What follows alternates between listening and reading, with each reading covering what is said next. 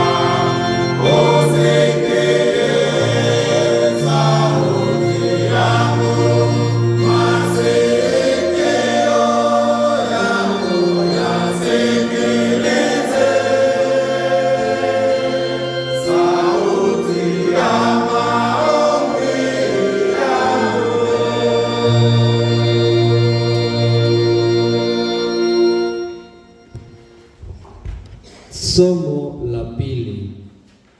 Roho Mtakatifu akaa ndani yetu. Paulo mtakatifu anatuonya tuache kutenda dhambi, kwa sababu tumepewa Roho Mtakatifu anayekaa ndani yetu na kutupatia uzima wa Mungu. Ni somo katika barua ya Mtakatifu Paulo mtume kwa Waroma, kipindi cha 8 mstari wa 8 hadi ule wa 11. Wakristo wapenzi, tusikilize. Ndugu zangu, wenye kuishi kadiri ya hali yao kosefu hawawezi kumpendeza Mungu. Lakini ninyi hamuishi kadiri ya hali kosefu ya binadamu, ila kadiri ya Roho, kwa sababu Roho ya Mungu akaa ndani yenu. Mtu asiye na Roho ya Kristo, huyo si mtu wake. Bali kama Kristo akaa ndani yenu, kweli mwili wenu unaona kifo sababu ya dhambi, lakini roho yenu ni uzima, kwa kuwa mumetakaswa na Roho. Na kama Roho yake Mungu aliyemfufua Yesu katika wafu akaa ndani yenu, Mungu aliyemfufua Kristo Yesu katika wafu ataipatia na miili yenu itakayokufa uzima mpya kwa nguvu ya Roho yake anayekaa ndani yenu. Ndilo neno la Bwana. Somo la tatu nayo ndiyo Injili. Tusimame sote tuimbe wimbo wa shangilio pamoja na waimbaji.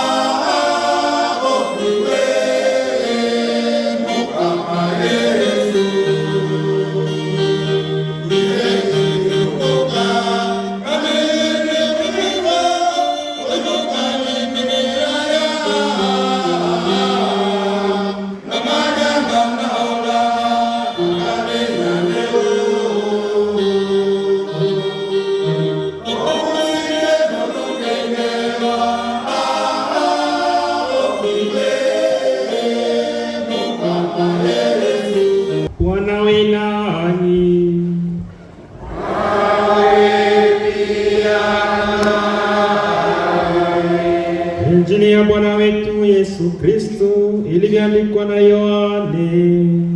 Sifa kwako Bwana. Kipindi cha 11 toka mstari wa kwanza mpaka wa 45. Siku zile kulikuwa mtu mmoja mgonjwa, jina lake Lazaro, aliyekaa Betania, mji wa Maria na Martha mkubwa wake. Maria ndiye aliyempaka Bwana manukato na kumgusa miguu kwa nywele zake, naye Lazaro ndugu yake alikuwa mgonjwa. Basi wale dada wakatuma mtu kumwambia Yesu, ati Bwana, yule unayempendelea ni mgonjwa. Yesu aliposikia habari hiyo akasema, ugonjwa huo si wa kufa, ila kwa ajili ya utukufu wa Mungu, kusudi Mwana wa Mungu atukuzwe. Yesu alikuwa akiwapenda Martha na mdogo wake na Lazaro. Basi aliposikia ya kuwa ni mgonjwa, akashindwa kwanza siku 2 mahali alipokuwapo. Kisha hayo akaambia wafuasi, twendeni Yudea tena.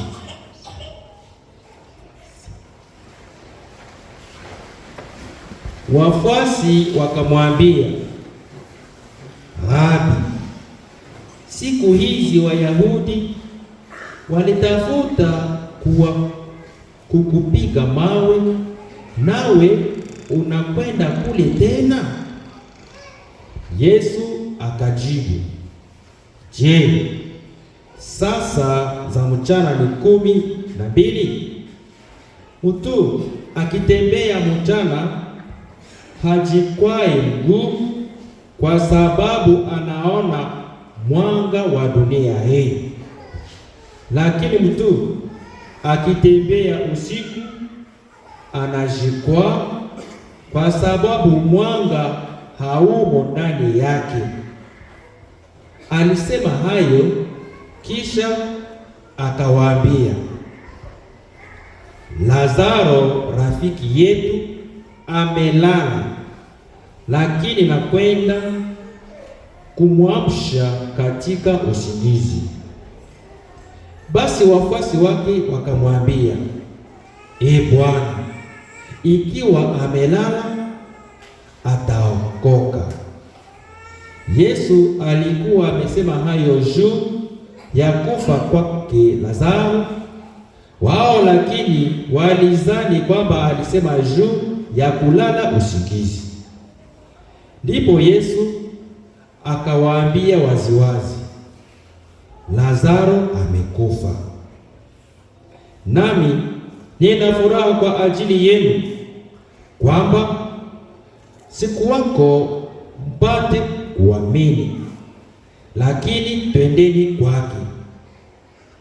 Toma aliyeitwa Pacha akawaambia wafuasi wenzake, twendeni sisi pia tufanye pamoja naye. Yesu alipofika alimkuta Lazaro amekwisha kuwa kaburini tangu siku 4. Betania ilikuwa kaburi na Yerusalemu kadiri ya mwendo wa nusu saa. Wayahudi wengi walikuwa wamekuja kwa Martha na Maria kuwapa pole sababu ya ndugu yao. Martha aliposikia kuwa Yesu anakuja, akamwendelea njiani, naye Maria alikuwa akikaa nyumbani. Martha akamwambia Yesu,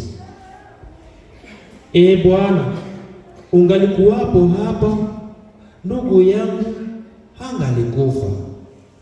Lakini hata sasa najua kama lolote utakalomwomba Mungu atakupa. Yesu akamwambia, ndugu yako atafufuka. Martha akaitika, najua kwamba atafufuka katika ufufuo siku ya mwisho. Yesu akamwambia, ndimi ufufuo na uzima. Anayeniamini hata akiisha kufa atakuwa mzima, na kila mtu aliye mzima na kuniamini hata kufa milele. Je, unasadiki neno hilo? Martha akamwambia, ndiyo, Bwana, nimesadiki karibu wewe ndiwe Masia, mwana wa Mungu anayekuja duniani. Akiisha sema hayo, akaenda zake, akamwita Maria mdogo wake, akimwongozea, mwalimu yupo anakuita. Naye aliposikia habari, akaondoka upesi akamwendea. Yesu alikuwa bado hajafika katika kijiji, lakini angali mahali alipomkuta Martha. Nao Wayahudi waliokuwa nyumbani pamoja na Maria wakimtuliza, walipomwona anasimama upesi na kutoka, wakamfuata, kwa maana walizani anakwenda kaburini kulia. Maria akafika pale alipokuwa Yesu. Alipomwona, akamwangukia miguuni pake, akamwambia, Bwana, kama ungelikuwa hapa, ndugu yangu hangalikufa. Yesu alipomwona analia machozi, nao Wayahudi waliomfuata wanalia pia, akashtuka rohoni, akaangaisha moyo wake, akasema, mumemzika wapi? Wakamwambia, Bwana, njoo ukaone. Naye Yesu akalia machozi. Wayahudi wakasema, angalieni jinsi alivyompenda. Lakini wengine kati yao wakasema, je, huyu aliyemfunulia kipofu macho hakuweza kumzuia na huyo asife? Naye Yesu akashtuka rohoni tena, akafika kaburini. Nalo lilikuwa bango la jiwe limewekwa mlangoni pake. Yesu akasema,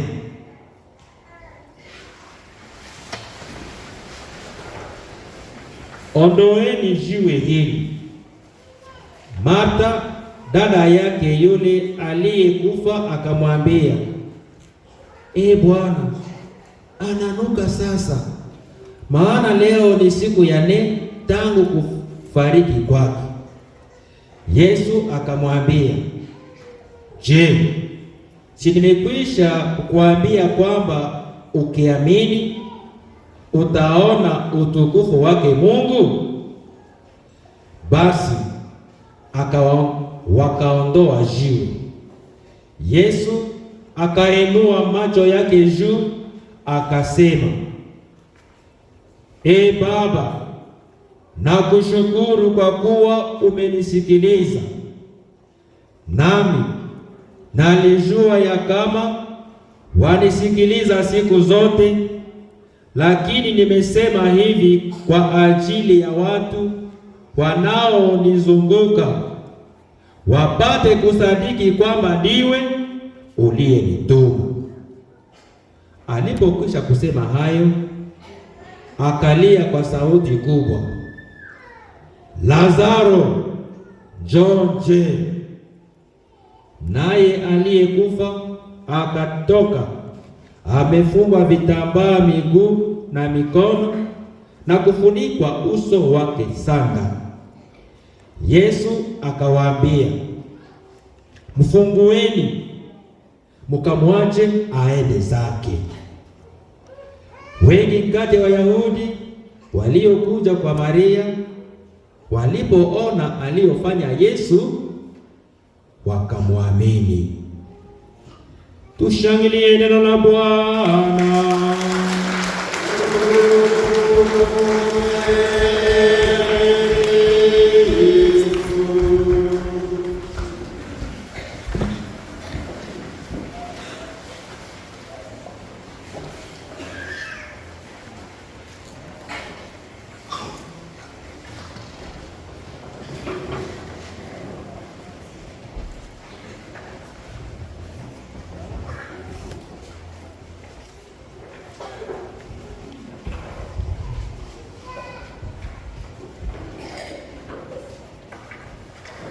Baba na mama, ndugu na dada, tumeamka.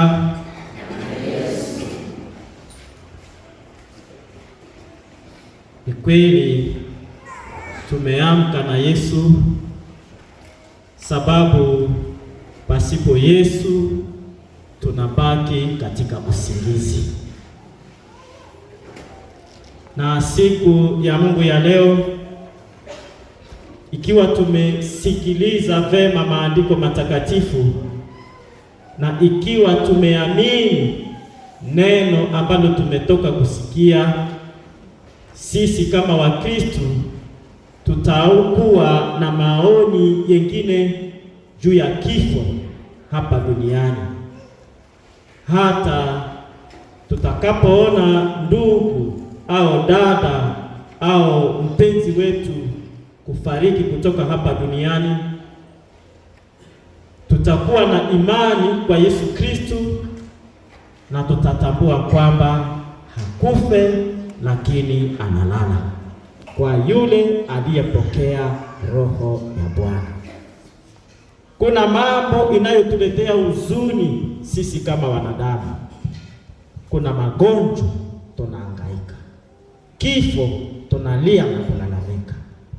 Kuna pia tunapoenda katika uhamisho, tunapotoka mahali petu, katika nchi yetu, katika nyumba zetu, katika shamba zetu. Kadiri tunaishi katika vita leo, watu wanapokuwa ukimbizi au uhamishoni, tunahangaika, tunafezereshwa. Taifa la Mungu lilipokuwa katika uhamisho huko Babeli, walipoondoshwa kwenye udongo wao, walikuwa wamejifananisha na wafu. Walikuwa wamekuwa karibu kukata kitumaini. Walijizania kama wamekufa, sababu hawako tena kwao. Kwa kweli aho wao hana ho wao no mama ulo bakakotebeta kwa ho wao bakabi banalingene ngaba mabikwita. Kupitia sauti ya nabii Ezekieli, Mungu anawaelekea na kuwarudishia moyo, akiwakumbusha kama yeye ni nani. Mimi ni Mungu, ni Mungu mwaminifu na mwenye nguvu. Mungu anasema atawajalia roho yake wapate kuishi, warudishiwe uzima. Pia atawatosha ugenini katika uhamisho na kuwarudisha kwenye udongo wa mababu zao.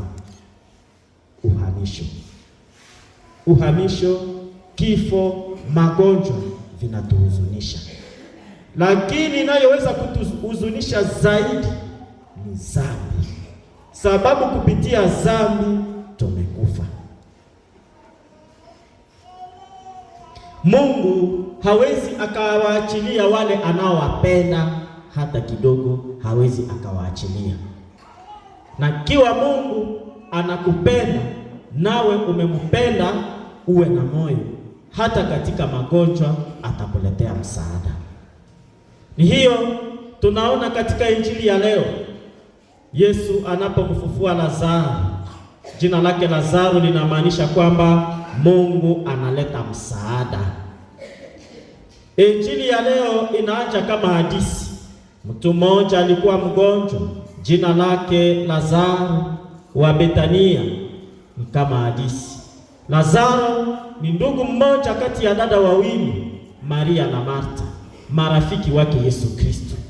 Wote watatu Yesu anawapenda.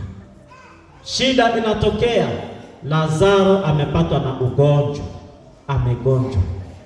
Na tunajua wakati wa magonjwa na shida, mtu anatafuta msaada. Na unapotafuta msaada, unakimbilia tu kwa rafiki yako. Ndiyo maana Martha anatafuta msaada na analia, anatuma mtu kwa Yesu Kristo aende akamwambia, yule unayempendelea ni mgonjwa, rafiki yako ni mgonjwa. Hapa kupitia ugonjwa wa Lazaro tunaona pia mtu mgonjwa mwenye kuumizwa na dhambi na mtu mwenye kukaribia kufa, ikiwa Yesu Kristo hamsaidii. Kama Yesu Kristo hakuje kutusaidia, kututosha katika vifungo vya dhambi na kututosha katika magonjwa, tunakufa. Lakini tunaona hapa Yesu Kristo anaposikia habari ya magonjwa ya rafiki yake Lazaro, haende pale pale. Injili nasema aliendelea kufaa mambo yake siku 2. Ni namna ya kuonesha kwamba Yesu anaongozwa na mapenzi ya Mungu. Alingoja, anakuwa kama anangoja Lazaro akufe, lakini ni mapenzi ya Baba. Anakuwa kama anangoja hiyo jambo litukie, Lazaro akufe, ili watu watakapoona namna gani Lazaro anafufuka wapate kumwamini. Inakuwa tena wakati bora wa kuonesha kwamba Yesu Kristo ndiye ufufuo na uzima. Anatosha huko fundisho kwamba ni yeye ndiye uzima, ni yeye ndiye ufufuo. Pia tuseme Yesu halazimishwe na maombi, au tunaweza kusema halazimishwe na masolitasio za watu. Tukisiangalia katakana na kura tena hivi fanya hivi kwa vile chakao unako na ucha, hapana. Anatenda katika uhuru wake kadiri ya mapenzi ya Baba. Anafaa siku nyingi, haja analeta msaada, haja anaponya. Tumesikia anaposikia kwamba rafiki yake amekufa, anawaambia wafuasi wake kwamba Lazaro analala, hakufa. Nao wanadhani kama analala tu usingizi wa kawaida, amani na kuotea akaondoka. Yesu anataka kutufundisha sisi wa Kristo kwamba inatupasa kuwa na maoni mapya juu ya kifo. Tusiwe kama wapagani au kama watu wasio na imani. Tunapoona wenzetu wanafariki dunia hii, kifo cha Mkristo ni kama usingizi na kaburi ni kama mahali pa kusikia, akingoja kuamsha, akingoja kufufuka.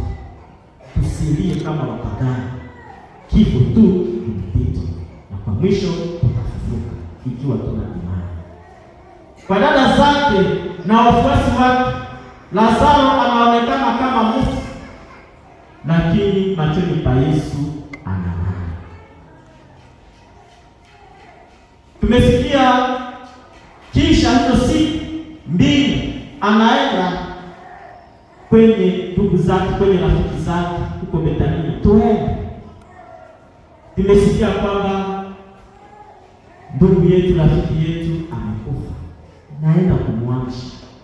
Kunapatikana wanaosema Toma, wanataka wengine wanaofesa wakisema wanataka kukuua huko, tena unarudi, na Toma anasema tuende kufa pamoja naye.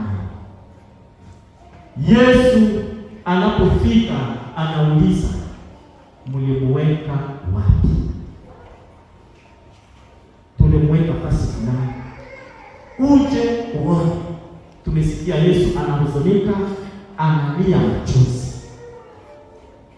Kulia kwake Yesu Kristo machozi si tu kwa sababu ya kifo chake Lazaro, lakini ni zaidi sana Yesu anateseka namna ya kuona kwamba Wayahudi pamoja na wamoja kati ya wafuasi wake hawamwamini. Hiyo ndiyo inayohuzunisha Yesu sana. Hawa watu ambao hawana imani na wafu kabisa, na anahuzunika, anatoa machozi sababu ya ukosefu wao wa imani kwa Yesu Kristo. Wanapofika anawaomba waoneshe jiwe. Martha anasema kwamba mwili imekwisha kuharibika, sababu ni tangu siku ile Lazaro anakufa. Katika mawazo yao Wayahudi wa nyakati zile, ilisemeka kwamba mtu anapokufa roho yake inazunguka maiti muda wa siku 3 mbele iingie kuzimu. Ni kusema Martha anaposema kumeisha siku 4, kama atasema cheno habari ya hati. Mbele ya Yesu Kristo, kwake Yesu Kristo hakuna kusema habari ya hati. Tunaona maneno ya mtu mwenye imani mbele ya kifo tofauti na maneno ya mtu ambaye hana imani mbele ya kifo. Katika njitukabwa tutatukaya Musa, hatuende kumtupa. Mwenye imani anasema tunamsindikiza, na wengine anasema anaenda kupumzika, apumzike na amani. Katika njitukabwa hatutuchoma roho tutia. Hapana. Hakuna kitu huko kitu. Sababu ndani ya Kristo atafufuka. Hatukuchoka bure. Siku tutabaha sina chini. Hapana.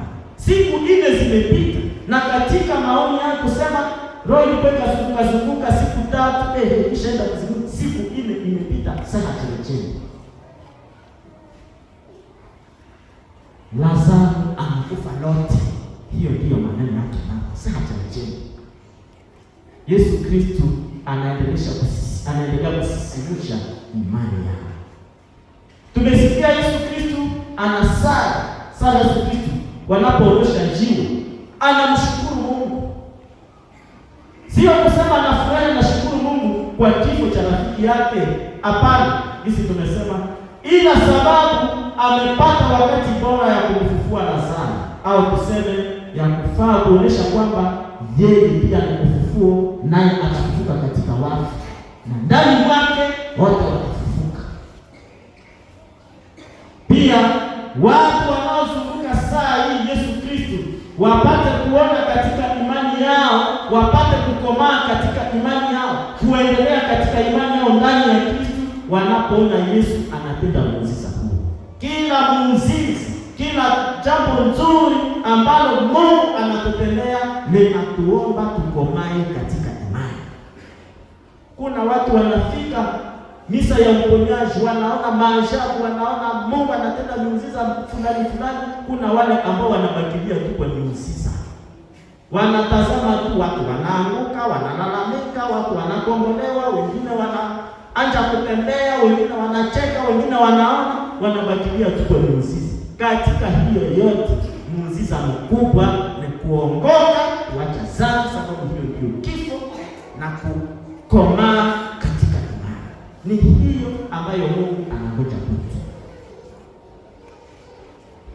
Tena Yesu hatafute waamini nguvu yake tu, kadiri tumesema nguvu tu, wasiamini tu miujiza, bali anataka wamwamini yeye mwenyewe kama Bwana na mwana wa Mungu, vile kama Martha atakavyotangaza imani yake. Umeamini hiyo, na amini kweli kwamba wewe ni Bwana na mwana wa Mungu.